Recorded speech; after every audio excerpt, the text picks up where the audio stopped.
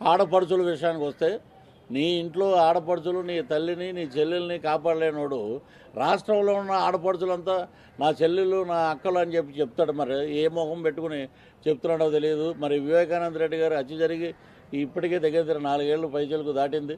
మరి ఈ రోజున దాని మీద సరైన దర్యాప్తు లేదు.